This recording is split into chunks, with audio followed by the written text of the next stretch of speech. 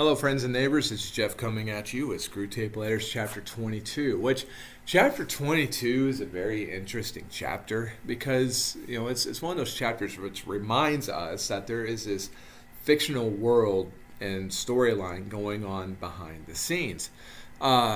In chapter 22, we get the idea that Screwtape is mad. He is very ferocious. A backstory that we really haven't been talking about because we've been really trying to hit the themes of the letters is that Wormwood has gone behind Screwtape's back and has tried to get Screwtape in trouble with the secret police of hell, if we can imagine that, for some of the things that Screwtape has said. And so when 22 comes to us from the instance of Screwtape getting out of trouble, and now he's back in his office and then is in a position to cause havoc in Wormwood's life, and to get a revenge, so to speak. So he's angry at Wormwood for what Wormwood tried to do to him. He's also angry at Wormwood because of the failure that Wormwood has had with his patient in order to get him to sin. And so Screwtape is just mad all over the place. So chapter 22 is a chapter that drips with sarcasm and drips with anger and ferocity to the point which, and I am not making this up, I assure you, Screwtape at the end of the chapter will inadvertently, in anger, accidentally turn himself into a giant centipede. But we'll talk more about that later. You just can't make this stuff up. And so again, Screwtape is mad. Now, why is he mad? Now, again, we're not worried so much about Wormwood trying to get Screwtape in trouble, but Screwtape is mad because of Wormwood's failure to get his patient to have an unhealthy relationship. We've talked about sex for a couple of chapters there a few weeks ago, and Screwtape kept trying to tell Wormwood, make sure your patient gets involved with and possibly marries somebody that would do him ill in regards to his relationship with God. All right, so if he's going to marry, great. But make sure he marries somebody that we, being the forces of darkness, would want him to marry. Okay, so here's where we stand today.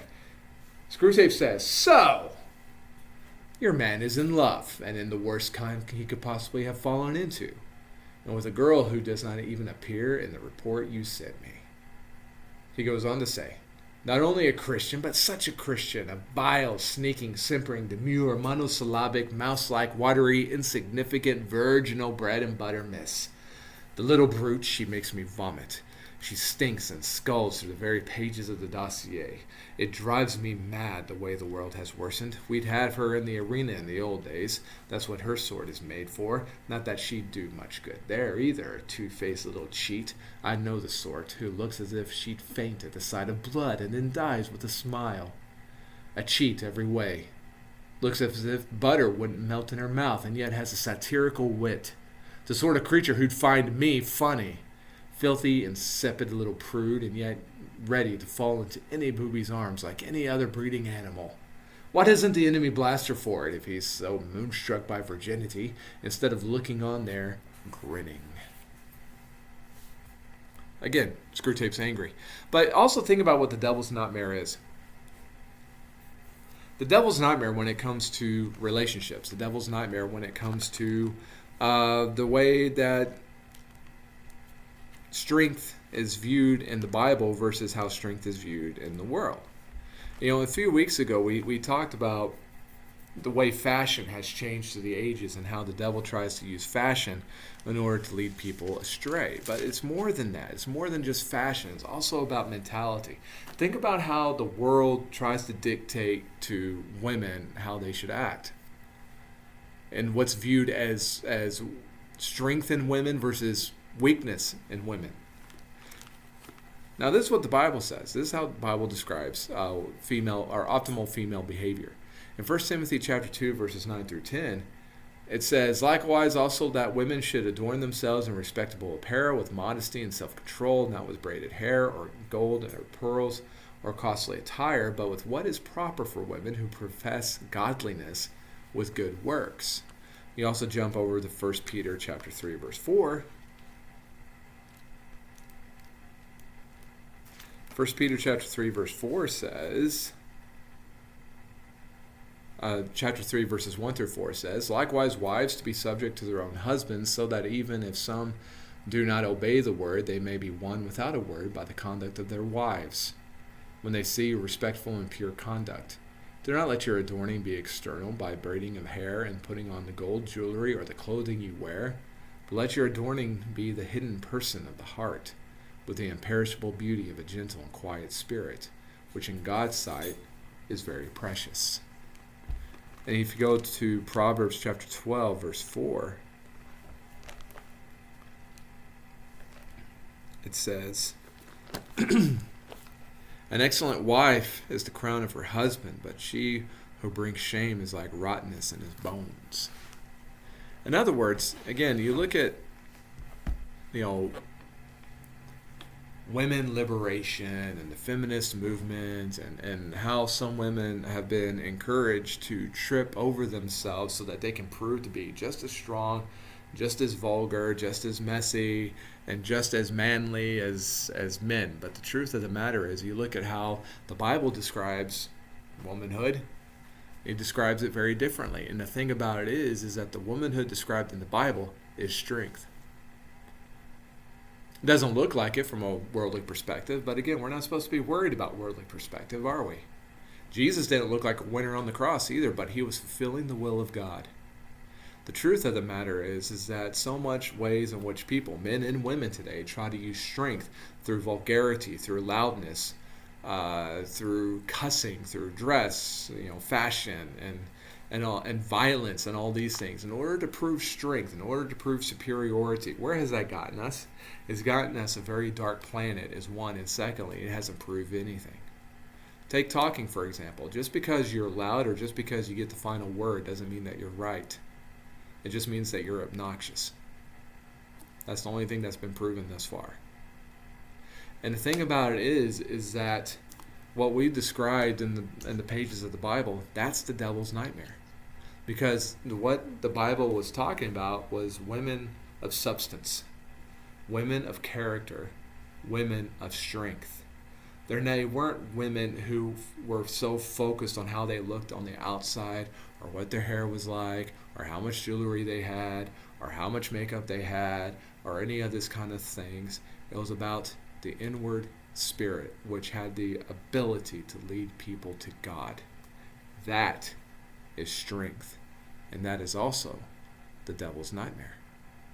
And so the devil, when he's talking, or Screwtape, when he's talking about this woman in this chapter, that's what he fears, and that's why he's so angry. It's a woman who has the ability to lead the patient to a stronger, closer relationship with God, instead of taking him away from God, which is what Screwtape was wanting Wormwood to do.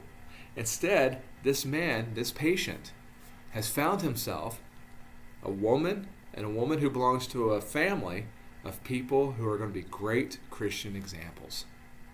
And for that, Screwtape is furious. He'll go on to say, he being God, he's a hedonist at heart. He'll continue. There are things for humans to do all day long without his minding in the least. Sleeping, washing, eating, drinking, making love, playing, praying, working. Everything has to be twisted before it's any use to us. We fight under cruel disadvantages. Nothing is naturally on our side. What's he talking about? Well, we talked about this before in an earlier chapter of this book, but the thing about it is that we have to remember the devil cannot create. The devil must distort. And what we're talking about is, consider sins, for example. What sins did the devil create? And the strong answer is none, because this is the thing. The devil cannot create, he can only distort. And if you look at the sins are made up of distorted behavior of things which God has given us. For example, take sexual immorality, for example. Sexual immorality came out of sex which was given by God to be used in the context of marriage between a husband and a wife. It's a glorious thing. It's the epitome, it's the highest, closest, most intimate relationship that two people can have on this planet. Yet, The devil couldn't make sex, but what could he do? He could tempt us to distort it. He could distort it to get us to say, hey, yes, this is used over here, but what would it be like if you used it over here, or if you used it in these methods, and if you used it in these ways? He must distort behavior which was given to us by God. Okay, another example. God created speech. Humanity has the ability to speak in languages, create languages, and it's different from how animals communicate. We have been given a true blessing.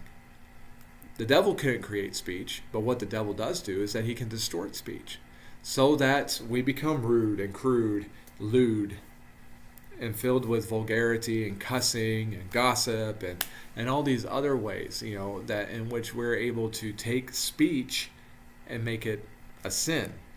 So again, this is what the devil does. He distorts what has already been created because he cannot create. In 1 Timothy chapter 1, verses 8 through 11, it says, "Now we know that the law is good if one uses it lawfully. Understanding this, that the law is not laid down for the just, but for the lawless and disobedient, for the ungodly and sinners, for the unholy and profane, for those who strike their fathers and mothers, for murderers, the sexually immoral, men who practice homosexuality, enslavers, liars, perjurers, and whatever else is contrary to sound doctrine, in accordance with the gospel of the glory of the blessed God, with which I have been entrusted."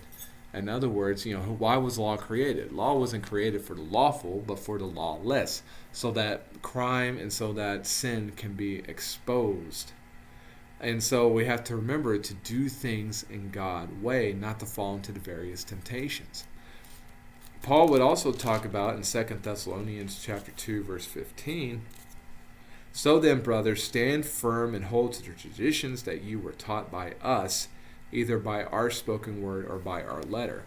So again, the point being is like, if we're going to follow Christ, the early churches were encouraged and they were told, okay, you want to follow Christ, stand firm and hold to the traditions that were taught by us being the apostles, by our spoken word or by our letters. So if we taught it to you, this is what you must stick to.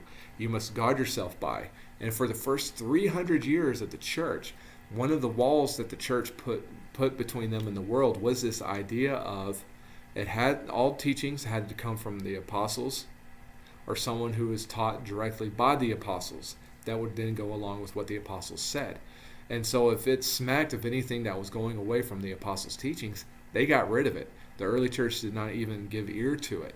For 300 years, this is how come that first few generations of the church was so strong, because they fought off the distortion of the world. They fought off all the ways that Satan tried to get in there and tear things to shreds.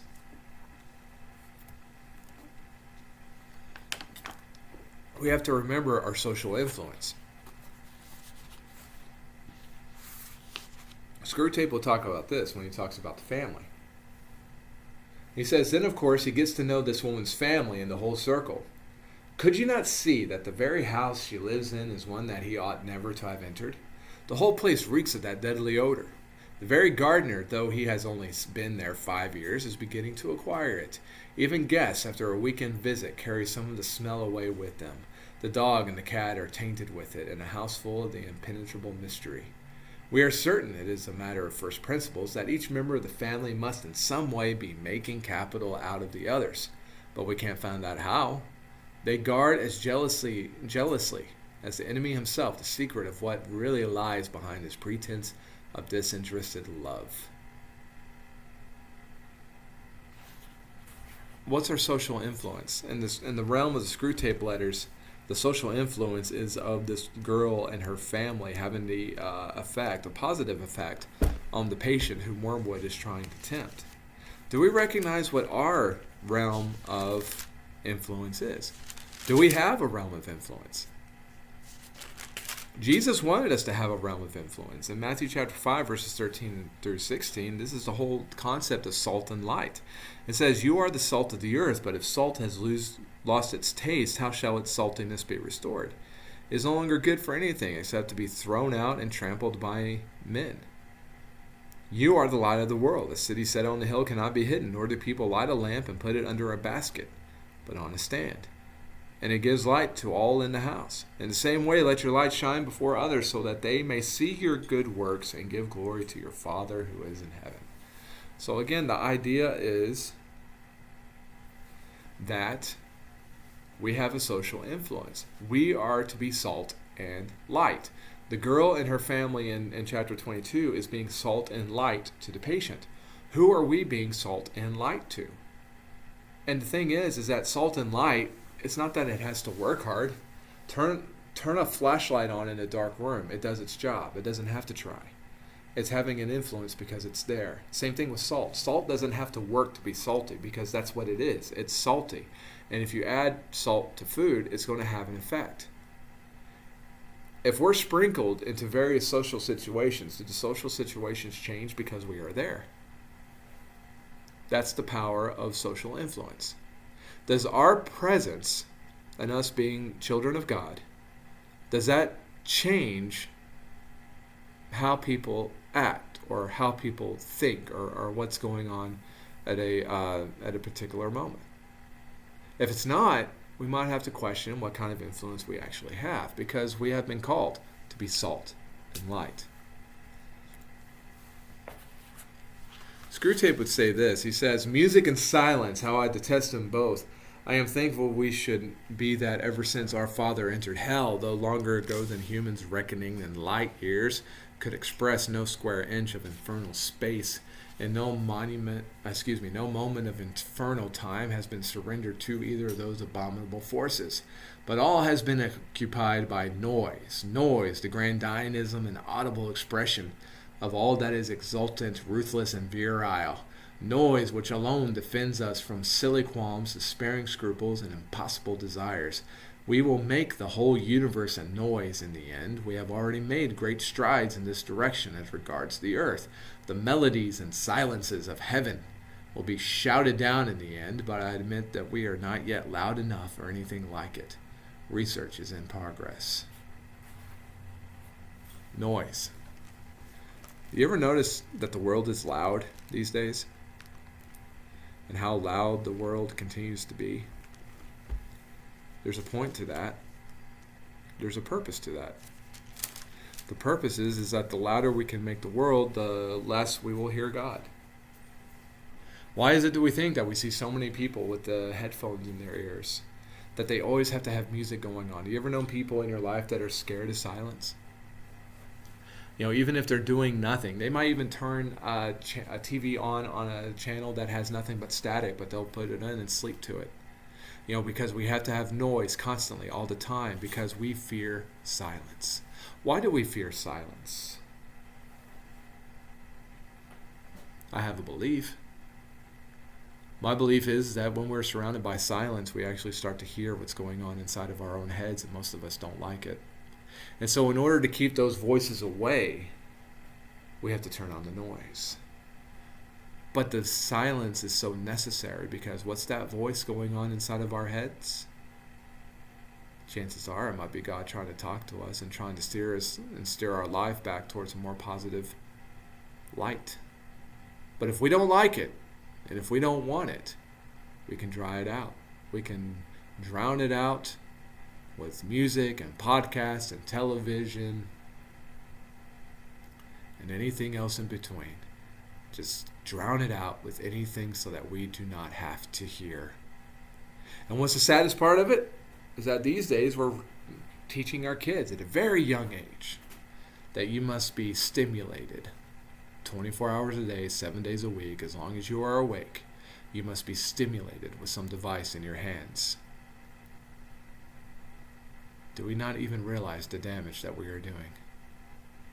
In 1 Thessalonians chapter 4, verses 9 through 12, it says, "Now concerning brotherly love, you have no need for anyone to write to you, for you yourselves have been taught by God to love one another.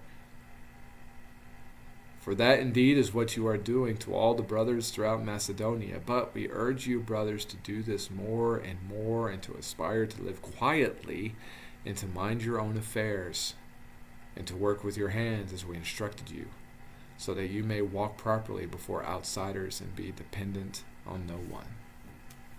He's talking about living the quiet life, and this is the idea: is again this noisy world would have us get into everybody else's business.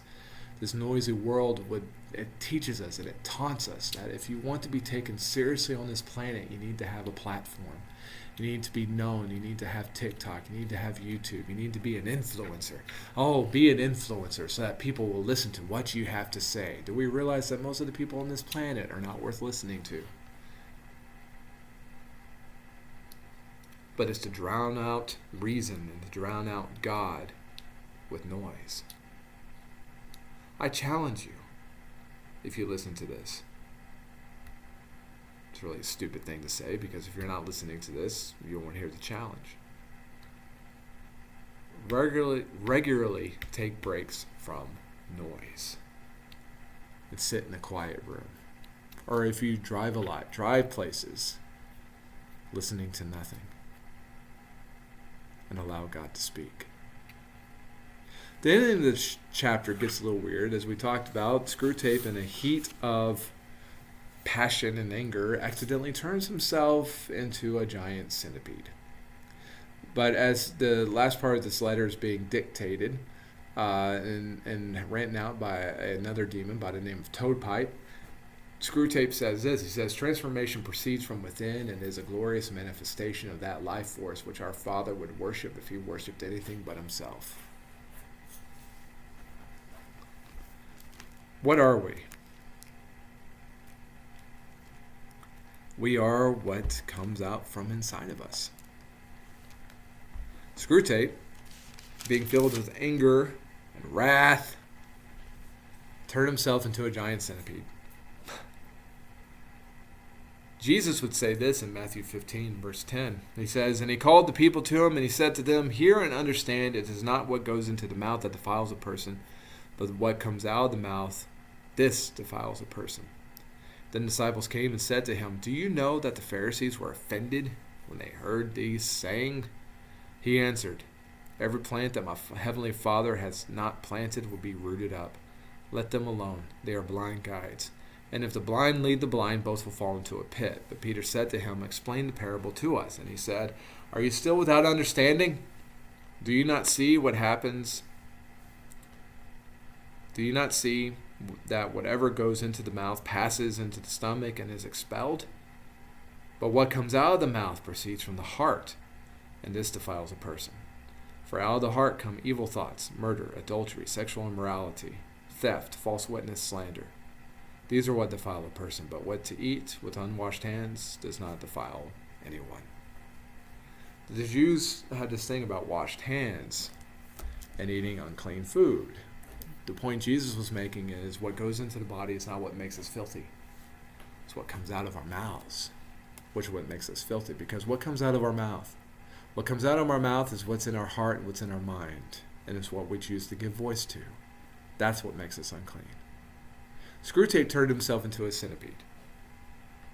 If we had the ability to allow our thoughts and motivations and emotions to transform us into a creature that would resemble what those thoughts and emotions and attitudes would represent, what would we turn ourselves into? A centipede, something more vulgar, something more disgusting, something darker. Hey, maybe we're in a good place and we could turn ourselves into something beautiful.